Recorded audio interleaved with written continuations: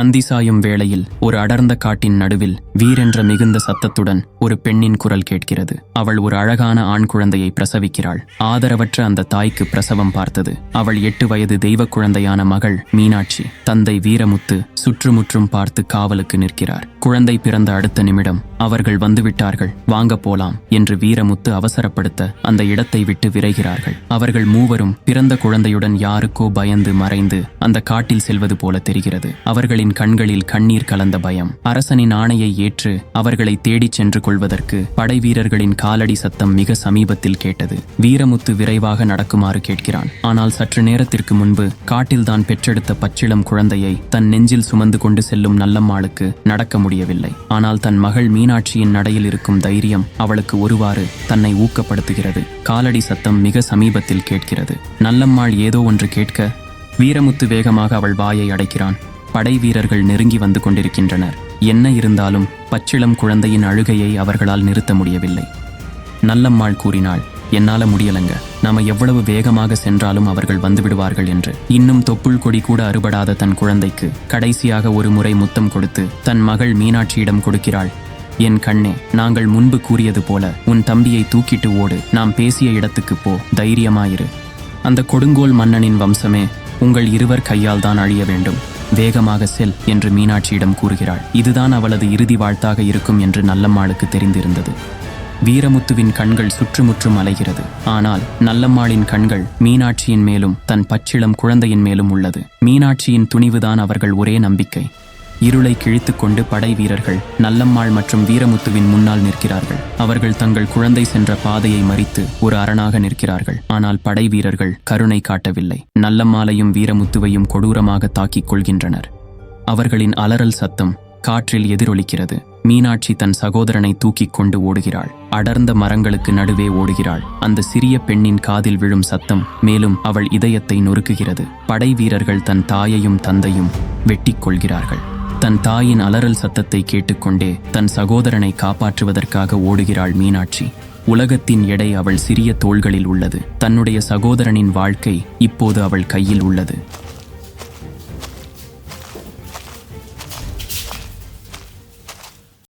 மூன்றாம் ராஜநாராயணன் என்ற மன்னன் தொண்டை நாட்டில் கொடுங்கோலாட்சி செய்து கொண்டிருந்தான். தனது குடிமக்களை மோசமாக துன்புறுத்தினான். தனக்கு ஒரு ஆண் குழந்தை பிறக்கவில்லை என்ற காரணத்திற்காக தன் குடிமக்களில் எவருக்கேனும் ஆண் குழந்தை பிறந்தால் உடனே கொன்றுவிடும்படி ஆணை பிறப்பித்திருந்தான். அவ்வாறு குழந்தைகளை கொன்று குவித்து கொண்டிருந்த அந்த மன்னனுக்கு ஒரு ஆண் குழந்தை பிறந்தது. ஆனால் அவனது மகன் 4ஆம் வல்லாளன் தன் தந்தையை விட கொடுமையானவனாக இருந்தான். காலங்கள் உருண்டோடியது. பிரம்மாண்டமான அரச மாளிகையில் எண்ணற்ற தீப்பந்தங்களின் மினுமினுப்பான பிரகாசத்தில் வல்லாள மன்னனின் மனைவி ராணி கார்குழலி பளபளப்பான பட்டுகள் மற்றும் நகைகளால் அலங்கரிக்கப்பட்டு யாக குண்டத்தின் அருகில் அமர்ந்திருந்தாள். அரண்மனையில் எரியும் ஒரு பெரிய நெருப்பின் வெடிப்புடன் தூபத்தின் வாசனை கலந்தது. அவளுடைய வெளிப்பாடு எதிர்பார்ப்பு மற்றும் கவலையின் கலவையாக இருந்தது. பேராசையும் தன் அதீத அழகின் மீதும் மிகுந்த நாட்டம் கொண்டிருந்த அவள் தனக்கு அழியாத இளமை மற்றும் அழகை வேண்டி ஒரு பயங்கரமான யாகம் வளர்த்து கொண்டிருந்தாள். அவளுடைய அசைவுகள் துல்லியமாகவும் எதிர்பார்ப்புடனும் இருந்தன. பணியாட்களின் முணுமுணுப்பு மற்றும் பூசாரிகளின் தாள முழக்கங்களால் கனமாக இருந்தது அரண்மனை. அது அந்த பூஜைக்கு ஒரு தனித்துவத்தை சேர்த்தது. தீப்பிழம்புகள் அதிகமாக கர்ஜிக்க நெருப்பிலிருந்து ஒரு இருண்ட சுழலும் புகை வெளிவரத் தொடங்கியது. பூசாரிகள் மௌனமானார்கள். பயத்தால் கண்கள் விரிந்தன. தீயின் ஆழத்திலிருந்து ஒரு பயங்கரமான அசுர உருவம் உருவானது. அதன் கண்கள் ஒரு தீய ஒளியால் பிரகாசிக்கின்றன. அரக்கனின் குரல் அறையில் எதிரொலித்தது. ராணி கார்குழலி, 1000 ஆண்டுகள் இளமையாகவும் அழகாகவும் இருக்க வேண்டும் என்ற உன் விருப்பம் நிறைவேறும்.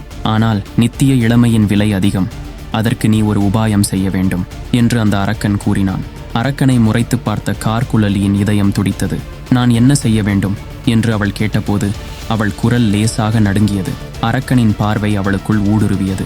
உன் வயிற்றில் பிறக்கும் முதல் மகனை கொன்று எனக்கு பலியிட வேண்டும். அப்போதுதான் உன் அழகையும் நித்திய இளமையையும் 1000 ஆண்டுகள் தக்க வைத்துக் கொள்வாய் என்று கூறினான். கார்குழலியின் தண்டுவடம் துடித்தது. பயங்கரமான கோரிக்கையில் அவள் முகம் வாடியது. என் குழந்தையா என்று கூற வந்தால் அரக்கனின் கண்கள் அமைதியற்ற தீவிரத்துடன் மின்னியது. தேர்வு உன்னுடையது. நான் வேண்டியதை கொடுத்து உன் அழகை பேணு, அல்லது அதை விட்டுவிட்டு வயதின் தவிர்க்க முடியாத சிதைவை எதிர்கொள்.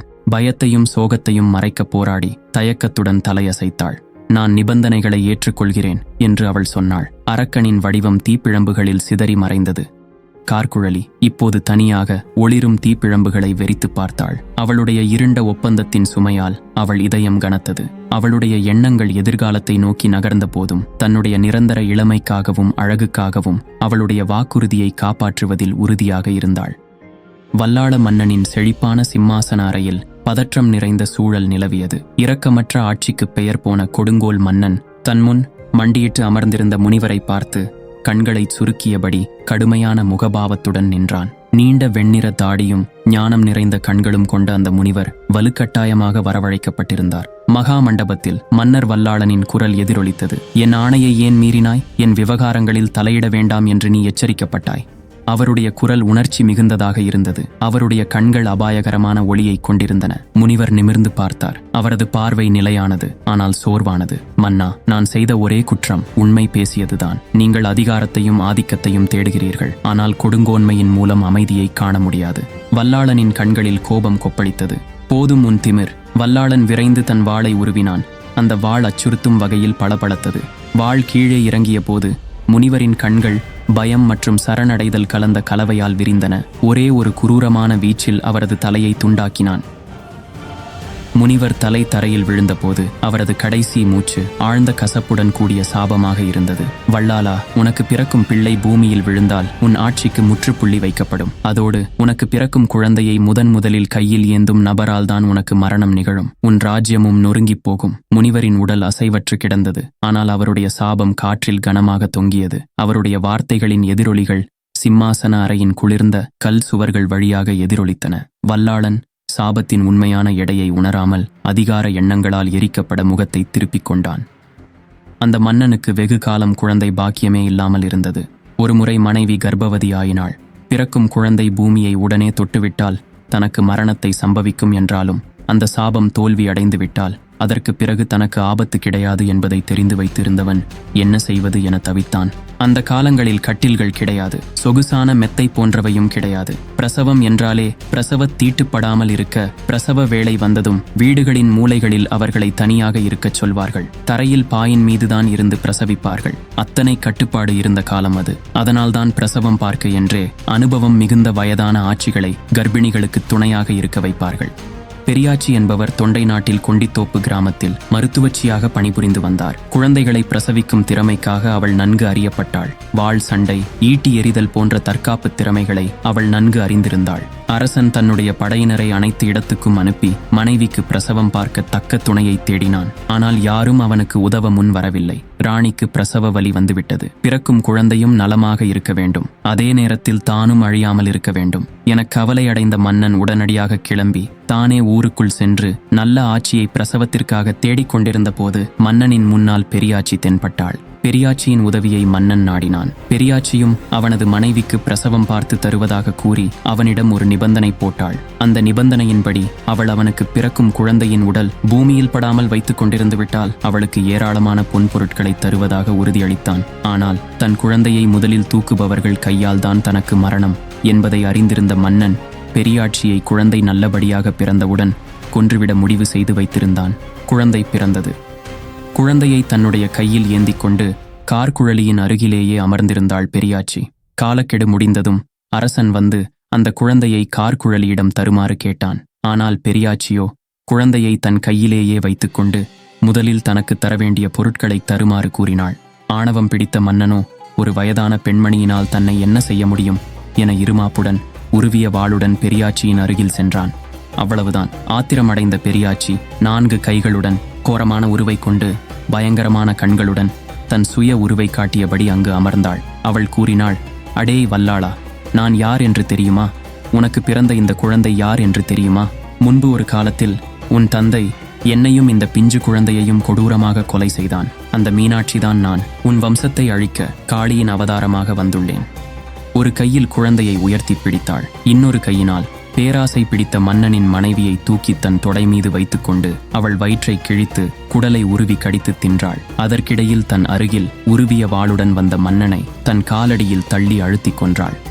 இப்படியாக கொடுங்கோல் மன்னனின் கதையை அவன் வம்சத்தோடு முடித்ததும் ஆக்ரோஷமாக நின்றாள். அவளை நோக்கி கைகூப்பி நின்ற மக்கள் அனைவரும் அம்மனிடம் கோபத்தை தணித்துக் கொள்ளுமாறு வேண்டினர். தங்களை காத்தருள வேண்டும் என்றும் கேட்டுக்கொண்டனர். அம்மனும் கோபம் தணிந்து தன்னை பற்றிய உண்மையை கூறினாள்.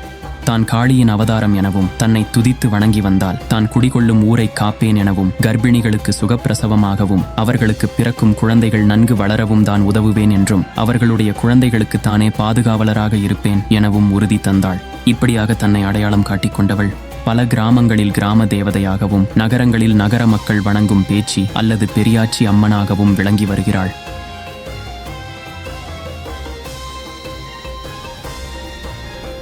இப்ப நீங்க பார்த்தது பெரியாச்சி அம்மனுடைய பல கிராமிய கதைகளில் ஒரு கதை. ஒரு சில வருஷத்துக்கு முன்னாடி வரையும் யாராவது பேச்சியம்மன் கோவிலுக்கு கூப்பிட்டாலே நான் போக மாட்டேன். ஒருவேளை நான் போற கோயில்ல பேச்சியம்மன் சன்னதி இருந்தாலும் அந்த பக்கமே நான் திரும்ப மாட்டேன். அதுக்கு காரணம் அவங்களுடைய ரூபம். இதெல்லாம் அந்த அம்மனை பத்தி தெரிஞ்சுக்கிறதுக்கு முன்னாடி வரையும் தான். ஒரு சில பேரை பாத்தீங்கன்னா பார்க்க ரொம்ப சாதுவா இருப்பாங்க, ஆனா அவங்க செய்யற செயல் எல்லாமே ரொம்ப கொடூரமா இருக்கும். பார்க்க ரொம்ப வில்லன் மாதிரி சிலர் இருப்பாங்க, ஆனா குழந்தை மாதிரி நடந்துப்பாங்க. பெரியாச்சி அம்மனும் அப்படிதான். பார்க்க தான் ரொம்ப ஆக்ரோஷ ரூபத்துல இருப்பாங்க, ஆனா நம்ம வீட்டு குழந்தைகள் கிட்ட ரொம்ப கனிவா இருப்பாங்க. பில்லி சூனியம் இது போன்ற கெட்ட சக்திகள் வீட்டில் நுழையாமல் இருப்பதற்கும் கர்ப்பிணி பெண்களுக்கு சுகப்பிரசவம் நல்லபடியா முடிவதற்கும் வீட்டில் இருக்கிற குழந்தைகளை காத்து கருப்பு அண்டாம இருக்கிறதுக்கும் பெரியாச்சி அம்மன் வழிபாடு ரொம்ப அவசியம். அந்த காலத்துலலாம் நமக்கு ஏதாவது உடம்பு சரியில்லைன்னா ஹாஸ்பிட்டல்லாம் போக மாட்டோம். ஏன்னா நம்ம வீட்டில் இருக்கிற பாட்டிகள் ஆச்சிமார்கள் தான் நமக்கு வைத்தியம் பார்ப்பாங்க. குறிப்பா வீட்டில் யாராவது கர்ப்பமாயிட்டாங்கன்னா அவங்க கர்ப்பமானதிலிருந்து நல்லபடியாக குழந்தை பிறக்கிறது வரையும், அவங்களுக்கு தேவையான சாப்பாடு செய்வதிலிருந்து கசாயங்கள் குடிக்கிறது வரையும் எல்லாமே ஆச்சிமார்கள் தான் பார்த்துக்கிட்டாங்க. அவங்களுக்கு வீட்டிலேயே பிரசவம் பார்க்கறதிலிருந்து பிறந்த குழந்தைய குளிப்பாட்டி சீராட்டி வளர்க்கறது வரையும் எல்லாமே நம்ம பாட்டிமார்கள் தான் பண்ணாங்க. ஆனா இப்ப நம்ம நாகரீகம் என்ற பேர்ல குழந்தை பெற்றுக்கொள்வது எப்படி, குழந்தைய வளர்ப்பது எப்படி அப்படின்னு யூடியூப்ல சர்ச் பண்ணிட்டு இருக்கோம். நம்ம வாழ்க்கை முறையை கொஞ்சம் பழையபடி மாத்திக்கிட்டாலே நம்ம ஆரோக்கியமா வாழலாம்னு நினைக்கிறேன். குழந்தையின்மை பிரச்சனை. பிறந்த குழந்தைகளுக்கு நோய் எதிர்ப்பு சக்தி கம்மியா இருக்கிறது. வீட்டில் இருக்கிற குழந்தைகளுக்கு அடிக்கடி உடம்பு முடியாம போறதுக்கு. சில குழந்தைகள் பிறந்து ரொம்ப வருஷமா பேச்சு வராம இருப்பாங்க. சில பேர் எந்திரிச்சு நடக்க மாட்டாங்க.